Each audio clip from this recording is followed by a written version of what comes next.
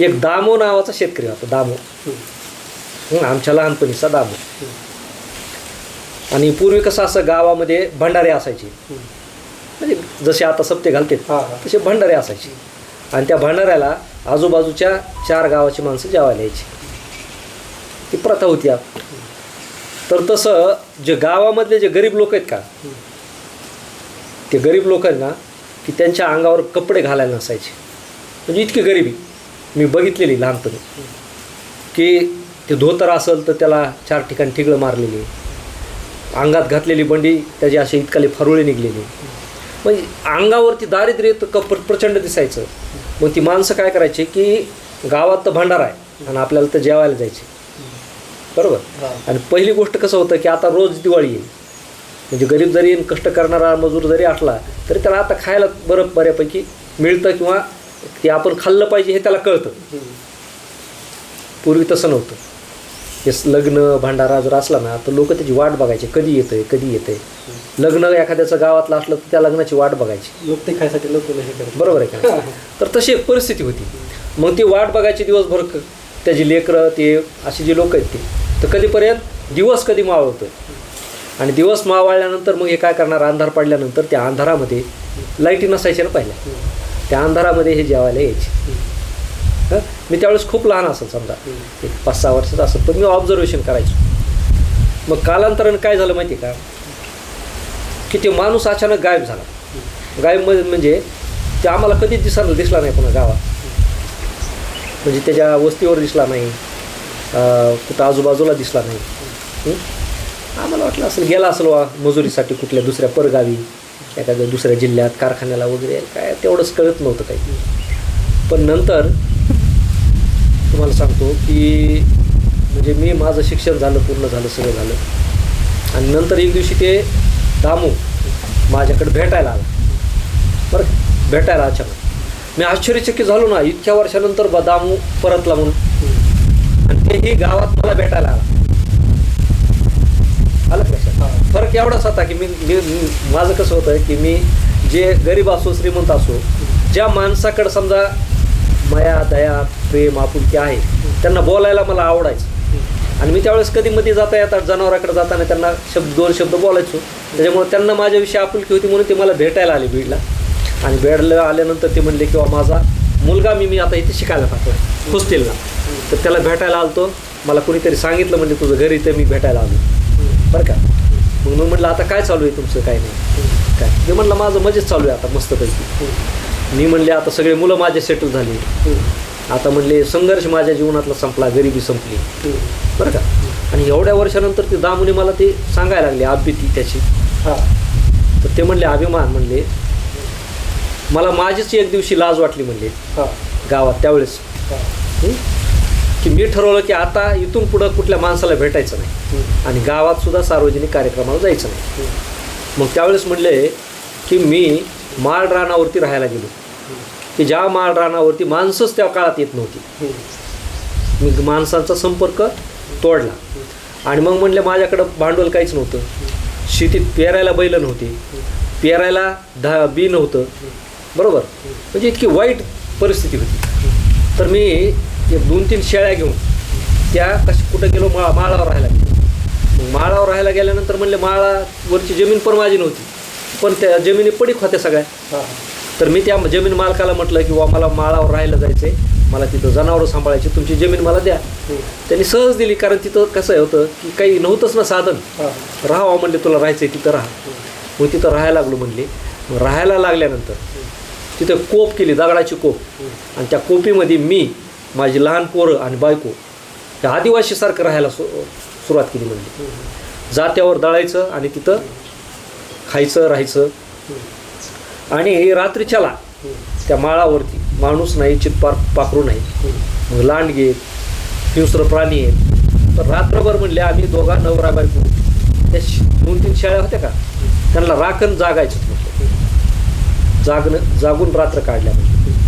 आणि कालांतरानं काय झालं, 1चे 2 शेळे, 2च्या 3 शेळ्या, 3च्या 4 शेळ्या, असं 5-6 वर्ष म्हणले शेकडो शेळ्या तयार झाल्या. आलं लक्षात.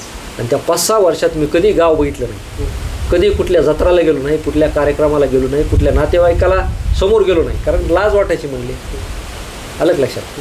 आणि मग 5-7 वर्षानंतर म्हणले आता एवढ्या शेळ्या भरपूर झाल्या, आता आपल्याला सांभाळणं होत नाही, आता विकू म्हणले. आणि त्या विकल्या म्हणले त्यावेळेस त्या शेळ्या. हां. आणि त्यावेळेस म्हणले 1,00,000-1.5 लाख रुपये आले. किती? 1,00,000-1.5. आता 1,00,000-1.5 लाख आल्यानंतर म्हणले माझ्या आयुष्यात माझ्या म्हणले 4 पिढ्यांनी मागच्या, म्हणजे मलाच पैसे नव्हते, मागच्याचे काय पाण्याचा प्रश्न. तुम्ही एवढे पैसे बघितलेच नाहीत ना कुठे. म्हणले करायचं काय? बँकेत पैसा कसा ठेवायचा माहीत नाही, बँकेत खातं खोलायचं कसं माहीत नाही. पण एक जणांनी मला सल्ला दिला, म्हणले तू काय कर, जमीन घेऊन ठेव. बरोबर. आणि मग म्हणले मी काय केलं, शहराच्या 5-7 किलोमीटरवरती 2 एकर जमीन त्या 1.5 लाखात त्यावेळेस घेतली. किती एकर? 2 एकर घेऊन टाकली. पडीक म्हणले तशी. पुन्हा मग म्हणले शाळा वाढत चालल्या, पुन्हा 1-2 वर्ष झाले, पुन्हा पैसे आले. मग म्हणले आता काय करायचं. मग म्हणले माझे लहान लहान पोरं, म्हणजे ज्या वयात शिकायचं वय, तर त्यावेळेस मी त्यांना कारखान्याला उचल घेऊन पाठवत होतो म्हणले बायकोसोबत. आलं लक्षात. मी म्हणलं आता बास झालं म्हणले, की आता आपण काय करू, ह्या पोराला ट्रॅक्टर घेऊन जाऊ आणि ट्रॅक्टरवर कारखान्याला जा म्हणायचं. हा का. त्या पोराला ट्रॅक्टर घेऊन दिलं म्हणले, ते कारखान्याला जायचं. मी आणि माझी नवरा बायकोनीच त्या एका शाळा सोडल्या नाही म्हणले. काय मग आज माझी अशी परिस्थिती म्हणली. सगळ्यात लहान पोरगा म्हणजे बघा त्यांनी काय केलं माहिती का, त्या माणसाने एक गोष्ट सांगायची राहिली, पैसे आल्यानंतर दुसरं लग्न केलं तरी, आणि दुसऱ्या बायकोपासून ते मुलगा झाला त्याला त्यांनी शिकायला ठेवलं होतं. तर मग म्हणले आता म्हणले आमच्या पहिले जे मोठाले पोर आहेत त्यांचं आयुष्य कष्टात गेलं, आपल्या शिकलेलं कुणी नाही म्हणले. मग म्हणले की मी लग्न केलं, मला पोरगं झालं म्हणले एकच, ते दुसरं त्याला आता म्हणले अधिकारी करायचं म्हणले मला, आणि म्हणून म्हणले मी आता पैसा खर्च करतो. म्हणजे सांगायचं तात्पर्य एवढं, ज्या माणसाला शाळा माहीत नाही, ज्याच्या पोरांनी शाळा बघितली नाही, ज्या माणसाने प्रचंड दारिद्र्य भोगलं आहे, ज्या माणसाने कधी समाज बघितला नाही, असा माणूस विचार करतो की मला आता परिस्थिती बदलण्यासाठी माझ्याकडे आलेल्या पैशातून मला माझ्या पोराला नोकरीला लावायचे, आणि म्हणून तो शिकवायला तिथं आलेला आहे. आणि तो मला त्यावेळेस भेटायला आला, तर तो म्हणला साहेब म्हणला आता माझ्यासोबत मला सांभाळायला एक माणूस असतो म्हणजे. काय म्हणला? सांभाळायला माणूस असतो. आणि एक काळ असा होता म्हणजे मी जर चाललो तर लोक हसत होते रस्त्याने, म्हणजे माझी खिल्ली उडवत होती. आलं लक्षात. आता मी जर म्हणले एखाद्या हॉटेलवर बसलो ना काय, तर पहिले बाजूचे 4 माणसं म्हणते दामू शेठ पैसे देतील, दामू शेठ बिल भरतील. बरोबर का. आज म्हणले मी असं मुक्त हस्ताने किती जेवायचं आहे, किती खायचं आहे, खा. बरं का. आणि आता जर म्हणलं ना कुणी मला तुझ्याकडं काय, तर मी म्हणत असतो तुझ्याकडं काय सांग, मला जमीन घ्यायची तर एक मला किती सांगतोस, एवढी, चल म्हणले लगेच पैसे. मी म्हणलं असं, पण माझा विश्वास नाही राहावं असं म्हणले, मला तुम्ही जरा जास्तच गप्पा मारतात. मग त्याने काय केलं माहिती का, ते जुने तसल्या बंड्या घालीत होते, ते अशी वरी केली, अशी बनेल वरी केली. कारण जुन्या लोकांना सवय काय कशी होती, पैसे कुठे ठेवायचे, बनेला. बरं का. नाही तर त्या धोताच्या सोग्यामध्ये खोंट पैसे ठेवायची पद्धत, त्याने तशी बनेल वर केली. आणि खरोखर तुम्हाला सांगतो 100-100च्या नोटाचे बंडल 2-4 तरी पडले हो. कुठून? तिथून. आलं लक्षात. तर म्हणले मी असं चलत म्हणले 40-50 हजार रुपये बनायला घेऊन चलतो म्हणले. आता जर मला म्हणलं ना तुझ्या जमिनीची एखाद्याने म्हणलं 10 लाख रुपये किंमत आहे, बैठकीत म्हणले रुपयासुद्धा कमी करीत नाही म्हणले, मी त्याला म्हणजे हे सुद्धा करीत नाही, विकायची का 10 लाखांनी घेतो, 20 लाखांनी घेतो. तर सांगायचं तात्पर्य असं, त्या माणसाने गाडून घेतला आधी 10-12 वर्ष, प्रचंड कष्ट केले त्यांनी, माणसं बघितले नाही, समाज बघितले नाही, त्यांनी काय बघितलं, परिस्थिती बघितलं. आणि परिस्थिती कशामुळे आहे, आपण आर्थिक दुर्बल आहेत म्हणून आपल्याला समाज विचारित नाही. मग आज बी समाज, तुम्ही जर आर्थिक दुर्बल असले तुम्हाला कोणीच विचारित नाही. तुमच्याकडे कितीही मोठं तत्त्वज्ञान असू द्या, तुम्ही जगाचे पंडित असू द्या, काय दिले नाही. आज तर व्याख्याच काय झालेली आहे, तुमच्याकडे पैसा किती आहे, बस तीच खंत त्याच्यामध्ये होती, तेच दुखणं त्याच्यावर मनात होतं की हे दुखणं आपल्याला बाहेर काढायचं. आणि त्या दुखण्यासाठी त्यांनी काय केलं, 12 वर्ष संघर्ष केला. आणि 12 वर्षानंतर तो शेठ म्हणूनच जगाच्या समोर आला बिचारा. तर सांगायचं तात्पर्य असं शेतकऱ्यांना की तुम्ही काही पण करा बरं का.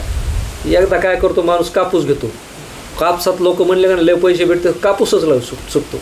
एखादा म्हणला का नाही पपईत लय पैसे भेटतो, ते पपईच लावतो आणि नेमकं त्यावेळेस रोग पडतो, वॉशआउट होतो. बरोबर का. सांगायचं तात्पर्य असं आहे की लोक काय कशात पैसा हे सांगतात म्हणून ते करायचं नाही. बरोबर. तुम्ही अगोदर ते केलं पाहिजे. एकदा नुकसान होईल, दोनदा नुकसान होईल, अनुभव घ्या आणि हे कशामुळं आपलं नुकसान होतं आहे हे शिका.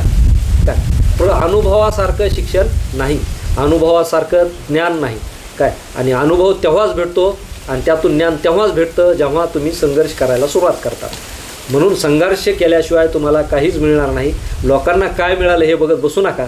तुम्ही तुमची परिस्थिती बदलायची असेल तर स्वतःपासून स्वतःपुरतं काम करायला सुरुवात करा, त्याशिवाय काही होणार नाही. ही कर्जमाफी एकदा होईल, दोनदा होईल, परंतु ह्या कर्जमाफीसाठी अगोदर 5 वर्ष बाजारी होण्याचं कोणी सांगितलं आहे? म्हणजे 5 वर्ष कर्ज घ्यायचं थकवायचं आणि सरकारकडून वाट बघायची, आता कर्जमाफी मिळेल मग कर्जमाफी काय. हे म्हणजे तकलादू गोष्टी येतात. शाश्वत जीवन जगायला शिका.